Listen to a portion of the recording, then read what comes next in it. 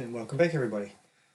Okay, in the last video we set up our level markers, and by setting them up, what I mean is that I provided you with a link to a new family, and we changed those level markers to my custom design. But the main job was to have this number here, which was originally 4,000 millimeters, to show 4.000, i.e. meters, to tie in with the survey information, because they work in meters. So that's what we did. So back to our ground floor plan. So the next thing I want to do now is, based on the brief, we need to start setting things up just so we can start construction, or theoretical construction. So what we're going to do today is we're going to set up the levels. Okay, nice and easy. Okay, right, so to do that I am going to go into my south elevation. You could do it from the north elevation. You want to do it from elevation where you can see, obviously, this is near perfect site, but we can clearly see what's happening with the topography and which way it's moving.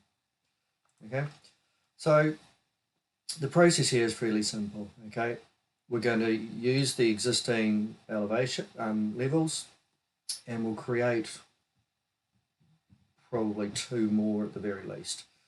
Okay, right. So what I'm going to do with this one here is I'm just going to move it. At the moment it just says level 1.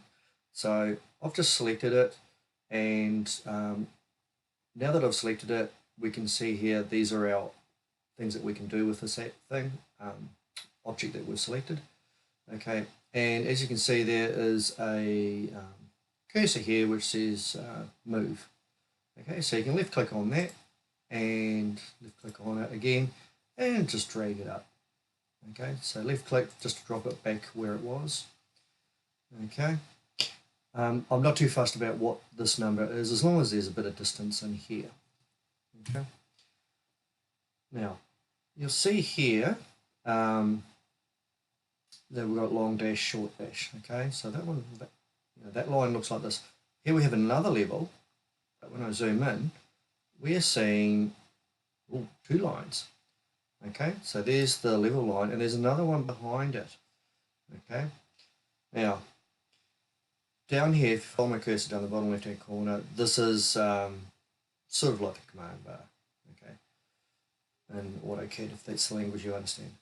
Okay, so if I hover over that, you'll see that that picked up that it was the level. If I tap the tab key, not hold it down, just tap it. Okay, you'll see in that bottom left hand corner that it is saying now Revit 1 survey file.dwg. Okay, so you remember when we inserted the file, the DWG, we imported it.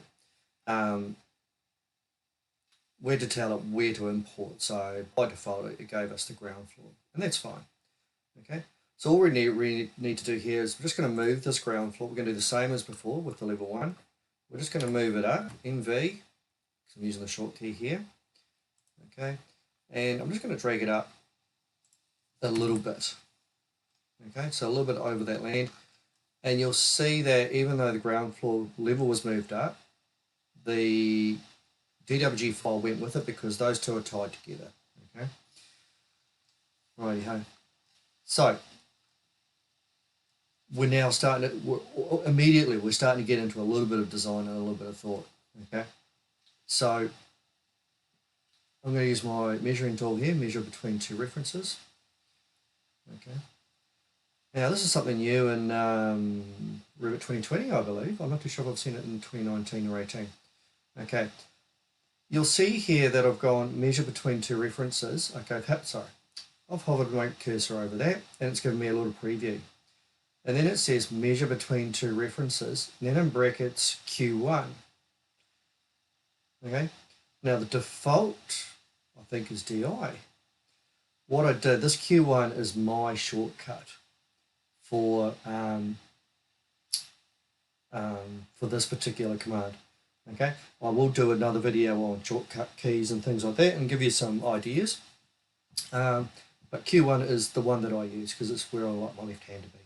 Okay, so if I click on that, okay, we'll see here, okay, this is the shortest distance here. So I'm just doing a quick measure. Okay, and it's come up with 389, 390 millimeters.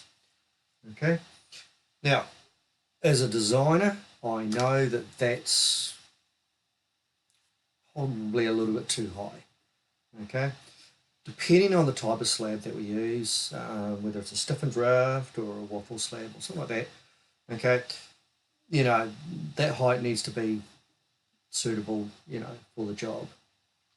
Okay, so at 389, I'm just going to basically select that. I'm going to use my arrow keys now, and I just want to nudge it down a little bit. Okay, so I just use the up and down arrows keys just to do that. I could use my left and right as well. And I'm going to just recheck the distance there. Okay, we'll go about 300. I'm going to leave it at that. So just got to remember, from a design perspective, you know, I need to get that as low as I can so that I'm not having to do bring in fill, you know, too much fill to support the slab underneath, because that, you know, becomes an engineering problem. I also want to reduce this height here, which is at the back of the property, and I don't want it too, but I also don't want it too high here, because it means I've got to get steps in there if I want to, you know, an entrance, you know, and I want the building to be accessible. I don't want it to be hard to get into. Okay, so we're just going to leave it there. So at the moment, our ground floor is saying 5.3 meters. That's a fairly nice number. Okay, right, now let's fix up this level 1. So the first thing I'm going to do is I'm just going to click on it, and then I'm going to click the text, and I'm going to put on here first floor ceiling for the time being. Okay, I may change it, but we'll call it that. It's nice and clear. Now I clicked out here, left click. Now it says here, would you like to rename corresponding views? So that's my view here. If I say no, this one will update, and then this one will stay as level 1, and that's confusing as all anything. Okay, so what we say is yes. Okay, first floor ceiling there, first floor ceiling there. It makes sense now. Okay. Now, between the ground floor and the first floor ceiling, we need to figure out what height to make this. Okay. At this stage, I'm going to make it 2440. Okay, and then I'm just going to go into the reason for that, and I will show you a bit more information about this later on, is that the minimum ceiling height for a habitable space in Australia is 2,400 millimeters. Okay, but that has to be between the finished floor surfaces and the finished ceiling surfaces. Okay, so by adding the extra 40 mil, we give an allowance of 20 mil either side, you know, for plasterboard and tiles and anything else we want to put on. Okay, so that theoretically the minimum, it should come up slightly over that 2400 minimum requirement. Okay, right, so that's our 2 primary ones there. I'm going to add 2 more levels. Okay, so in order to add a new level, I can do it the long way or the short way. So I can go to my architecture tab, follow my cursor up here. Okay, go across, and we go datum. Okay, in the datum section. Okay, and you'll see here a command called level. Okay, and these are the new levels. Okay, and so I can just click on that. I'm going to put one level up here. Okay. Okay, so I'm going to click on that and check that little box so that the text comes up this way. And I'm going to label this one roof plan. and yes, I do want to rename that. Okay, so I'm going to do that. Don't worry about why I've done that right now, but trust me on this. Okay, and I'm going to repeat that command now. I'm going to go out. Now what I'm going to do is I'm actually going to put another level below the ground floor.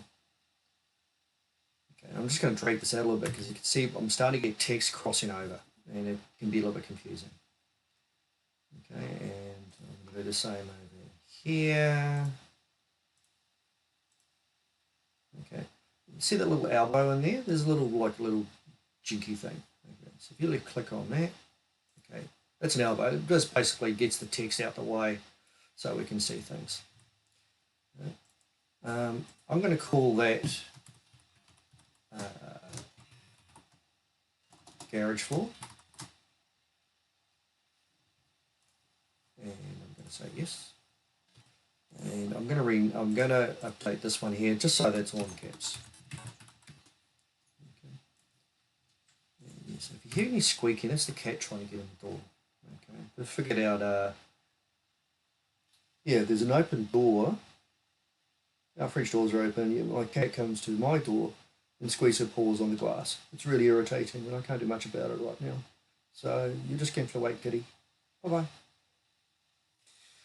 Okay. Anyway, back to more important things. Now, the distance between the garage floor and the ground floor, you can make it almost any number, but the height of a brick, standard brick in Australia, is 76 millimeters. At 10 mil of mortar, you get 86 millimeters. Okay, so that's the number I'm going to use, 86. Actually, no, I changed my mind. I'm going to make it 172. 172. Okay, 2 brick courses.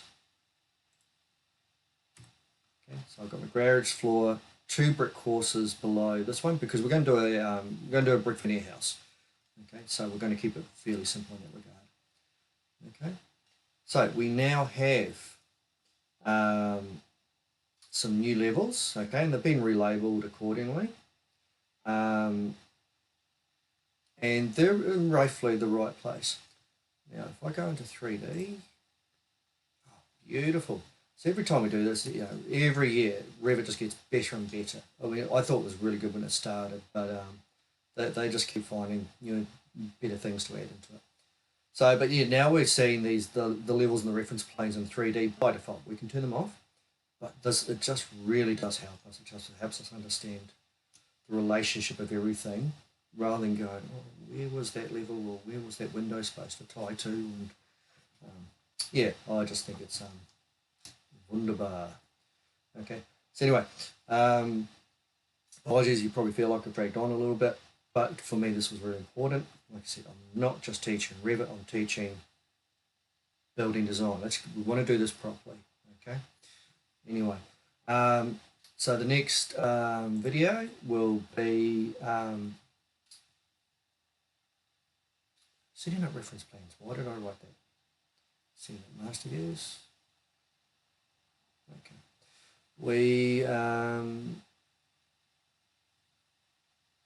Let me have a think about that one. Okay, but we're definitely doing something along here. Okay, and we'll go from there. So anyway, we'll see you later.